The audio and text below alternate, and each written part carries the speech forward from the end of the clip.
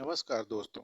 आज ऋषि पंचमी है और ऋषि पंचमी के अवसर पर मैं आप लोगों को इसकी दो कथाओं के बारे में बताने जा रहा हूँ। एक समय राजा श्वेताश्व धर्म का अर्थ जानने की इच्छा से ब्रह्मा जी के पास गए और उनके चरणों में शीश नवाकर बोले, हे आदिदेव, आप समस्त धर्मों के प्रवर्तक और गूढ़ धर्मों को जानने वाले हैं। आपके श्रीमुख से धर्म चर्चा श्रवण कर मन को आत्मिक शांति मिलती है, भगवान के चरण कमलों में प्रीति बढ़ती है। वैसे तो आपने मुझे नाना प्रकार के व्रतों के बारे में उपदेश दिए हैं। अब मैं आपके मुखारबिंद से उस श्रेष्ठ व्रत को सुनने की अभिलाषा रखता हूँ जिसके करने से प्राणियों के समस्त पापों का नाश हो जाता है। राजा के वचन सुनकर ब्रह्मा जी ने कहा, हे श्रेष्ठ, तुम्हारा प्रश्न अति उत्तम और धर्म में प्रीति बढ़ाने वाला है।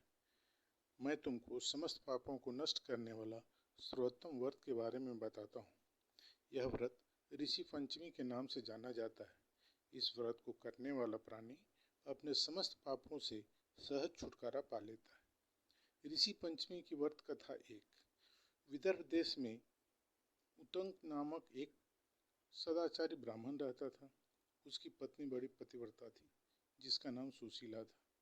उस ब्राह्मण के एक पुत्र तथा एक पुत्री, दो संतानें थीं। विवाह योग होने पर उसने समान कुलशील वर के साथ कन्या का विवाह कर दिया।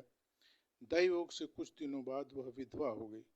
दुखी ब्राह्मण दंपति कन्या सहित गंगा तट पर कुटिया बनाकर रहने लगे। एक दिन ब्राह्मण कन्या सो रही थी कि उसका शरीर कीड़ों से भर गया। कन्या ने सारी बात माँ से कही। माँ ने पति से सब कहते हुए पूछा, प्राणनाथ, मेरी साध्वी कन्या की यह गति होने का क्या कारण है?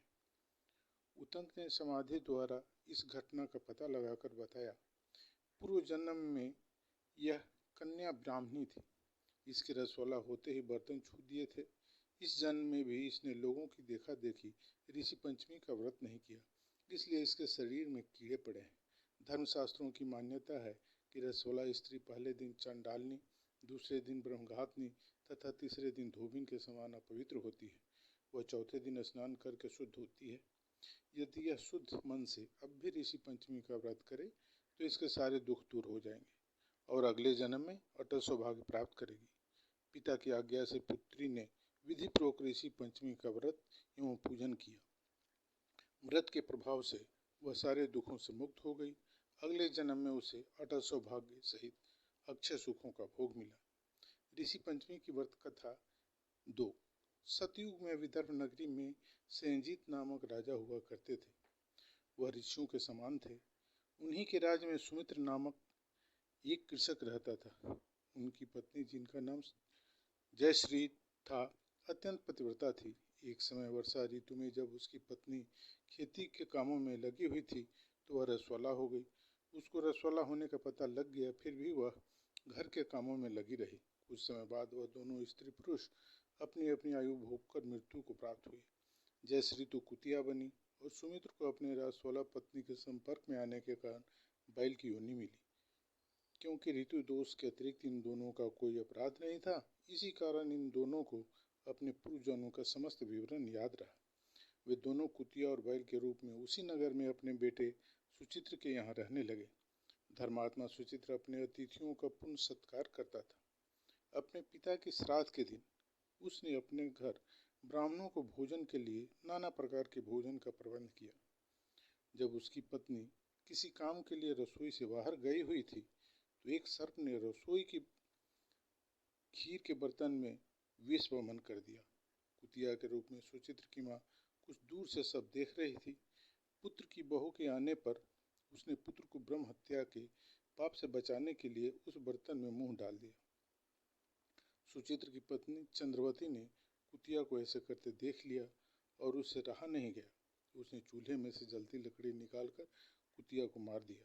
बेचारी कुतिया मार खाकर इधर उधर भागने लगी। चौकों में जो जूठन आदि बची रहती थी वह सब सुचित्र की बहू उस कुतिया को डाल देती थी, लेकिन क्रोध के कारण उसने वह भी बाहर फेंकवा दी। सब खाने का सामान फेंकवा कर बर्तन साफ करके दोबारा खाना बनाकर ब्राह्मणों को खिलाया। रात्रि के समय भूख से व्याकुल होकर वह कुतिया बैल के रूप में रह रहे अपने पूर्वपति के पास आकर बोली, हे स्वामी, आज तो मैं भूख से मरी जा रही हूँ। वैसे तो मेरा पुत्र मुझे रोज खाने को देता था, लेकिन आज मुझे कुछ नहीं मिला। सांप के विष वाले खीर के बर्तन को अनेक ब्रह्म हत्या के भय से छूकर उनके खाने योग्य कर दिया। इसी कारण उसकी बहू ने मुझे मारा और खाने को कुछ भी नहीं दिया। तब वह बैल बोला, हे भद्रे, तेरे पापों के कारण तो मैं भी इस योनि में आ पड़ा हूँ, और आज बोझा ढोते ढोते मेरी कमर टूट गई है। आज मैं भी खेत में दिन भर हल में जुता रहा। मेरे पुत्र ने आज मुझे भी भोजन नहीं दिया और मुझे मारा भी बहुत। मुझे इस प्रकार कष्ट देकर उसने इस श्राद्ध को निष्फल कर दिया। अपने माता पिता की इन बातों को सुचित्र सुन रहा था। उसने उसी समय दोनों को भरपेट भोजन कराया और फिर उनके दुख से दुखी होकर वन की ओर चला गया। वन में जाकर ऋषियों से पूछा कि मेरे माता पिता किन कर्मों के कारण इन नीची योनियों को प्राप्त हुए हैं और अब किस प्रकार से इनको छुटकारा मिल सकता है। तब सर्वोत्तमा ऋषि बोले, तुम इनकी मुक्ति के लिए पत्नी सहित ऋषि पंचमी का व्रत धारण करो तथा उसका फल अपने माता पिता को दो। भाद्रपद महीने के शुक्ल पंचमी को मुख शुद्ध करके मध्याह्न में नदी के पवित्र जल में स्नान करना और नए रेशमी कपड़े पहनकर और उदंती सहित सप्तऋषियों का पूजन करना। इतना सुनकर सुचित अपने घर लौट आया और अपनी पत्नी सहित विधि विधान से पूजा व्रत किया। उसके पुण्य से माता पिता दोनों पशु योनियों से छूट गए। नमस्कार।